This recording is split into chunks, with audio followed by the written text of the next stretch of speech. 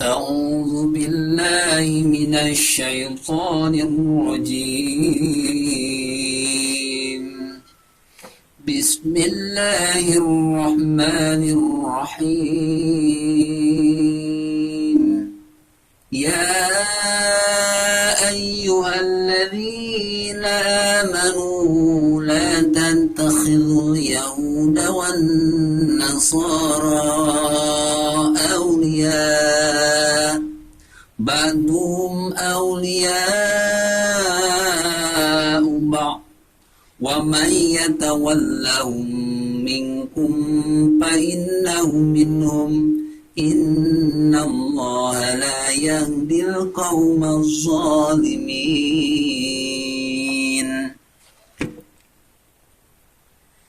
Hai orang-orang yang beriman, janganlah kau jadikan orang-orang Yahudi dan Nasrani sebagai aulia. Harusnya seperti itu. Ba'duhum awliya'u ba'. Mereka satu sama lain saling melindungi. Wa may yatawallahum minkum fa innahum minhum. Dan barang siapa di antara kamu menjadikan mereka sebagai teman setia, maka sesungguhnya dia termasuk golongan mereka. Innallaha la yahdil qaumaz zalimin. Sungguh Allah tidak memberi petunjuk kepada orang-orang yang zalim. Jadi kalau aulianya ditafsirkan sebagai pemimpin tanpa melihat asbabul nuzul dari ayat tersebut, lihatlah NKRI keutuhannya sedang tercabik-cabik.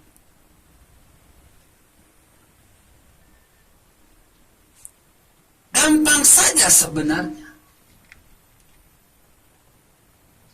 Kalau misalkan memang surat Al-Maidah 51 ini berisi tentang kepemimpinan, dilarang memilih pemimpin non-muslim dari golongan Yahudi dan Nasrani.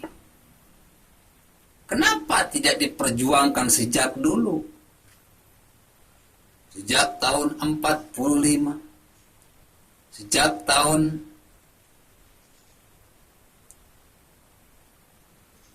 Orde Lama, Orde Baru, Reformasi. Kenapa baru sekarang-sekarang?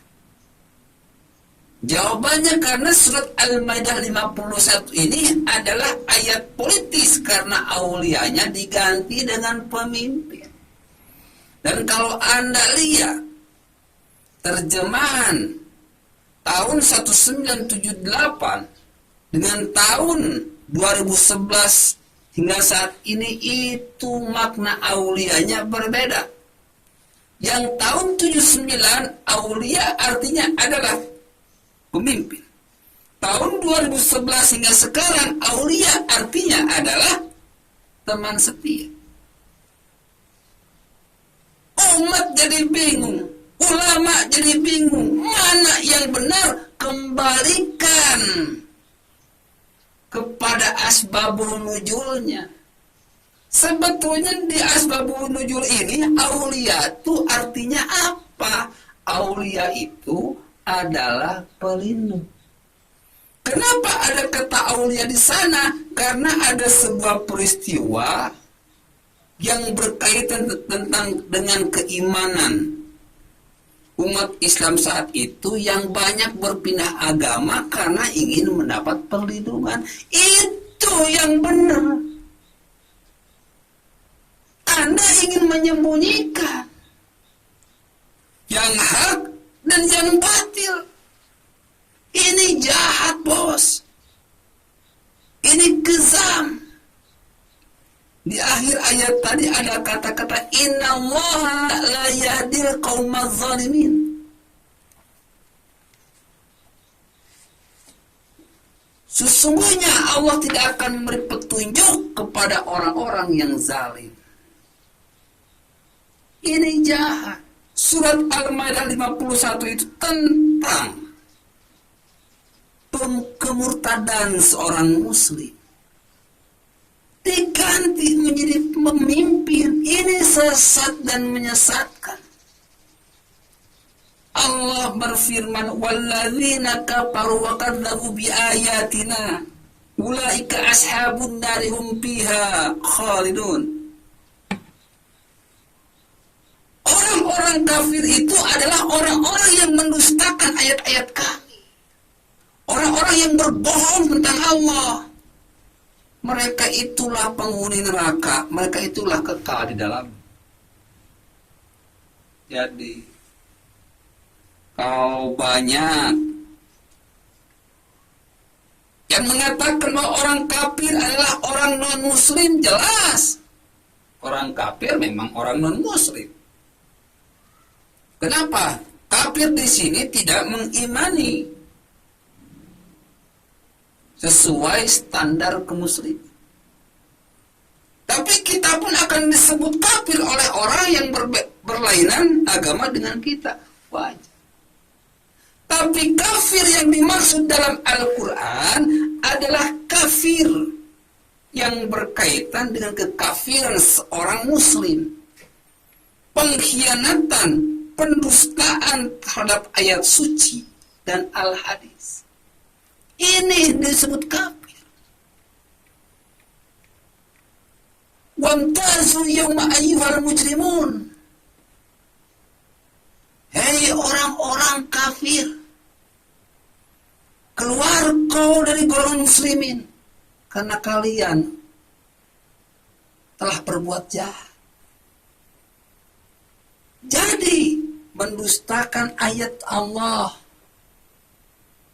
mempelintir ayat Allah adalah sebuah kejahatan. Siapa yang melakukan? Satu, bisa mungkin oknum ulama. Dua, kita oknum muslimin. Jadi kekafiran di sini disebut pengkhianatan yang berujung kepada kejahatan, berbuah kepada kezaliman. Ya, seperti kasus Al-Maidah ini. Saya tunggu ulama-ulama, ada nggak nih yang agak berani keras? Sampai detik ini nggak ada yang berani keras.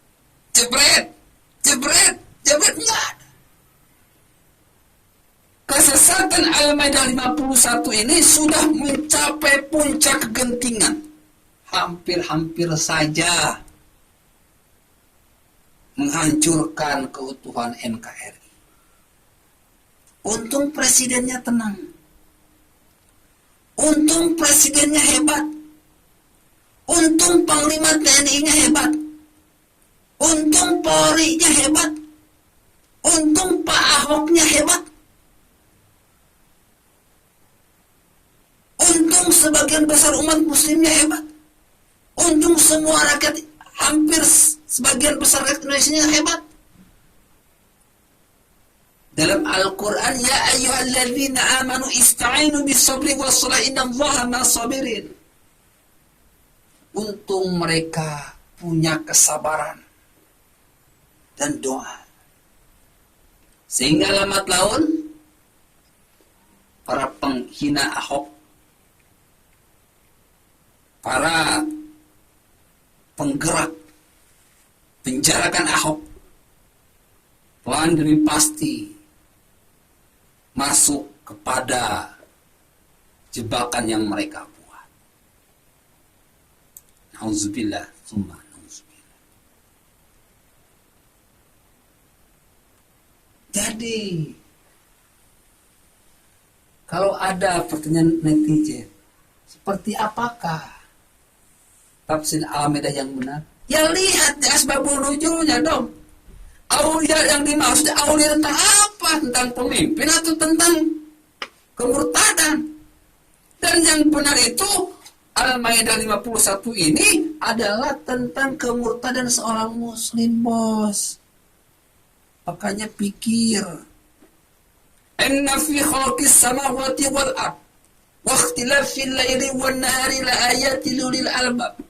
Sesungguhnya dalam penciptaan langit dan bumi dan silih bergantinya siang dan malam terdapat tanda-tanda bagi orang-orang yang berakal. Alladzina yadhkuruna Allaha qiyaman wa qu'udan wa 'ala junubihim, yaitu orang-orang yang selalu mengingat Allah, berzikir kepada Allah, berzikir dengan hatinya, berzikir dengan akalnya, berzikir dengan ilmunya, berzikir dengan panca inderanya, berzikir dengan ruhnya, berzikir dengan seluruh alam peserta, alam semesta, dalam keadaan duduk, berdiri, dan berbaring, dan selalu memikirkan tentang penciptaan langit dan bumi. Tidak mudah terhasut dan terprovokasi. Dia punya akal, dia punya ilmu, dia punya hati. Nggak seperti kalian yang mudah terhasut. Nggak seperti kalian ulama yang selalu menustakan ayat-ayat suci. Nauzubillah, summa nauzubillah. Rabbana ma khalaqta hadza batila. Tidak ada sesuatu pun yang Allah ciptakan sia-sia. Ayat Al-Quran diturunkan untuk menyempurnakan akhlak manusia. Tapi perilaku kalian, na'udzubillah, summa na'udzubillah, layaknya kafir Quraisy di zaman Nabi Muhammad SAW. Saya berkali-kali mendapat ancaman pembunuhan. Berkali-kali mendapat bulian dengan kata-kata yang tidak mengenakan. Saya tersenyum. Bagi saya, masalah hidup dan mati bukan urusan saya. Jika saya masih hidup, saya akan terus berjuang menuntun umat ini pada ihdinas siratal mustaqim, kepada jalan yang lurus.